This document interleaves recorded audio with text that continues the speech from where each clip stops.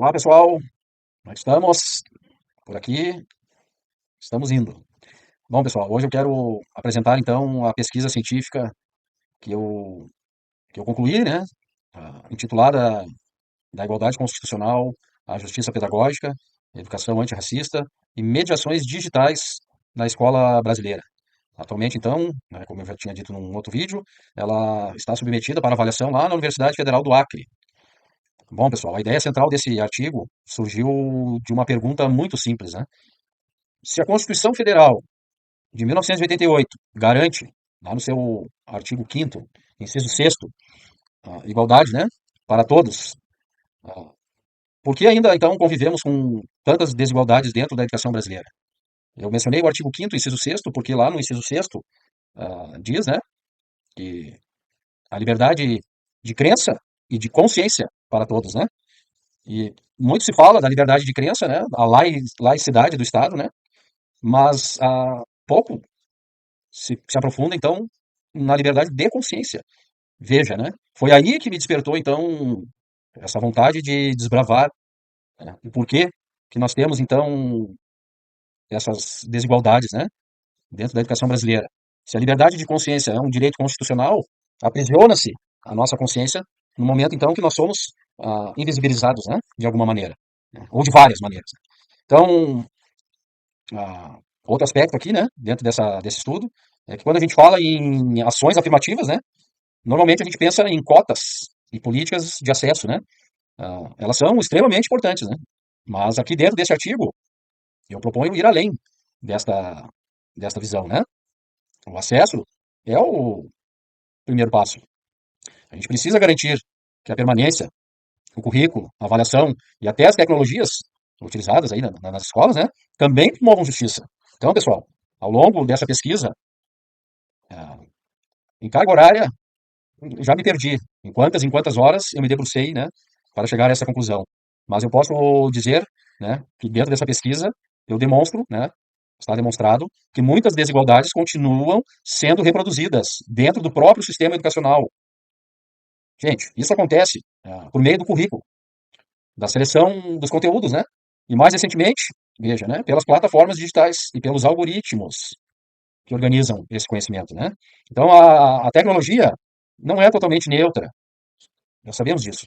Dependendo de como ela é desenvolvida e alimentada por dados, ela também pode reproduzir desigualdades históricas. Então, de posse deste conhecimento, né, eu proponho aqui neste estudo, neste artigo, né, é um conceito chamado de justiça pedagógica. Esse conceito, ele significa construir uma educação que não ofereça apenas uma igualdade formal, mas que reconheça diferentes culturas, diferentes formas de produzir conhecimento e diferentes realidades, né, vividas pelos estudantes. Então, como contribuição inédita, dentro desse artigo, eu apresento, então, os 4 dispositivos, né, que eles podem, então, orientar essa transformação. O primeiro dispositivo é o SECT, né, é o Sistema de Confluência Epistêmica Territorial, né, que aproxima a escola das comunidades, valorizando os saberes produzidos nos territórios. Aí vão dizer assim, ah, mas isso já tem, né? As pessoas já fazem. Não, pessoal, eu estou falando aqui em sistema, né? Em sistematização. Então, é a criação de dispositivos que eles sistematizem a educação como um todo. Se nós analisarmos hoje o cenário da educação, principalmente escola pública, né? Apesar de nós termos a Lei 10.639, lá de 2003, né, que afere, então, a obrigatoriedade do ensino, né, afrodescendente, né, indígena, dentro das escolas, ele não é praticado, né? Ele é por adesão. Então, numa visão macro pedagógica, o Brasil está longe, longe, né, de, de ter, então, essa educação universal, né?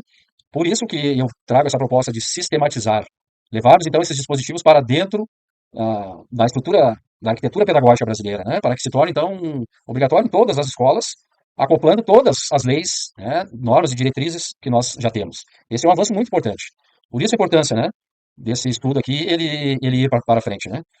Então, sabendo desse dispositivo, né, o primeiro, né, que aproxima as escolas das comunidades, né, e valoriza os saberes, né, produzidos nesses territórios, a gente então consegue ter um segundo dispositivo, que é a avaliação por justiça epistêmica, né, que amplia então a forma de avaliar os estudantes. Como que é a avaliação hoje nas escolas públicas aí? A avaliação, ela é centrada em um modelo tradicional eurocêntrico, né, eurocentrado, embranquiçado, daí cada um vai achar um termo, né? Ah, então, a avaliação ela tem que passar a ser baseada pela justiça epistêmica, né? A justiça epistêmica nada mais é de que não secundarizar nenhum tipo de conhecimento, né? Por exemplo, né? O conhecimento ah, africano, afro-brasileiro, ele é um estudo secundário nas escolas. O estudo primário, aquele que vem primeiro, né? O estudo que tem o valor, o seu devido valor, é o estudo da cultura europeia, por exemplo, né? Aqui é sem demagogia, né, pessoal? Estamos falando uma verdade, né? Então, tem números aqui, né? Não é uma pesquisa baseada só no que eu quero, no que é melhor para alguns, não. Isso aqui é uma pesquisa social. Ela tem uma importância significativa para toda a sociedade. Aqui no decorrer da explicação vocês vão entendendo, né? O porquê. Nós temos um número aí do último censo, né? ah, do IBGE, que diz que nós já temos 55% das pessoas aqui no território brasileiro que se consideram, né, ah, negros, pardos, né, indígenas, qualquer etnia ou raça, menos a branca. Olha, se nós temos 55% já, né, que se consideram, né, que afirmam, então, ser dessas raças, é um número que já ultrapassa, então, os que são considerados brancos. Isso é um dado importante, por quê? Porque isso prova que o Brasil não é um país de brancos, é um país mestiço, né, é um país miscigenado. Então, a educação, ela não deveria ser para a maioria? Por que que a educação ainda ela continua sendo uma educação para a minoria? Para a minoria, né? A educação eurocentrada, ela não é uma educação universal. Então, é essa discussão que nós criamos, né? E por que que toda a sociedade ganha? Porque no momento que a gente introduz igualdades dentro de um sistema educacional, que é, por exemplo, adaptando esses 4 dispositivos aqui na estrutura pedagógica, né, escolar, dentro dos ensinamentos, né, do processo de ensino-aprendizagem, né, escolar, ah, os alunos, então, eles conseguem compreender o mundo como um todo. Eles conseguem ter uma visão de mundo mais ampla. Ah, Tendo essa visão de mundo mais ampla, a sociedade toda ganha, né? Porque eu fico pensando, né? Eu, quando eu assino uma ficha ali, um formulário, né?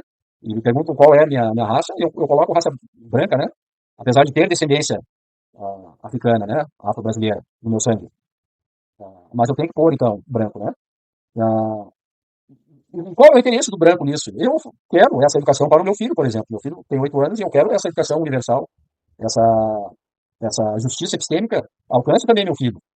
Porque se nós mantermos essa educação que ela não é universal, nós estamos sendo coniventes com esse epistemicídio cognitivo, né?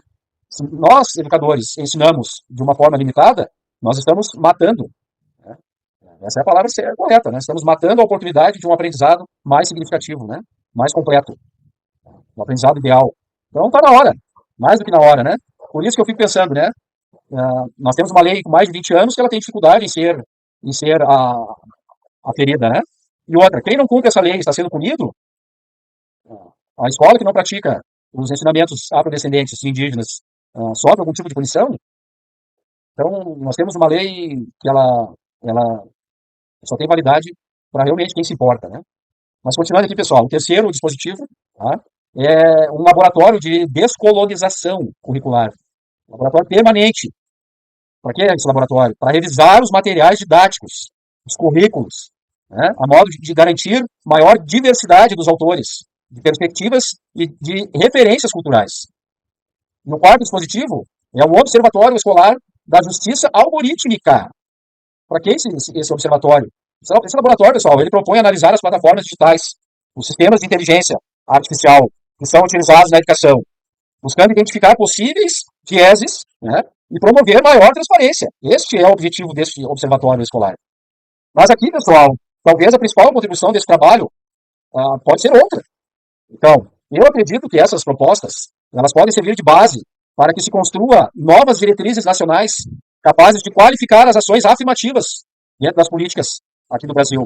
Em vez de limitar essas políticas apenas ao ingresso nas instituições de ensino, elas também poderiam orientar transformações permanentes na organização da escola, na aprendizagem, na produção dos currículos e até na utilização ética das tecnologias, né, educacionais. Então, pessoal, isso significa pensar as ações afirmativas como uma política estruturante da qualidade da educação e não apenas como uma política de acesso. Veja. Então, claro, naturalmente, esse próprio artigo, ele reconhece, né, que essas propostas ainda precisam ser testadas na prática. Nós precisamos aplicá-la, né? Eficiente é uma proposta eficiente, não tem contra-resposta aqui que não será validada, né? Ah, trata-se, isso aqui se trata de um ensaio teórico, né? Ele abre uma agenda para futuras pesquisas e para experiências também, né, em escolas e redes de ensino. Então, pessoal, o meu objetivo não foi apresentar aqui nenhuma resposta definitiva, né? Mas sim contribuir para ampliar o debate sobre a educação antirracista, né? A justiça epistêmica, também a colonialidade digital, né? E os desafios que a inteligência artificial aí ela vem trazendo para a educação brasileira. Eu aqui espero que essa pesquisa ela possa, de fato, contribuir para essas novas discussões acadêmicas, né?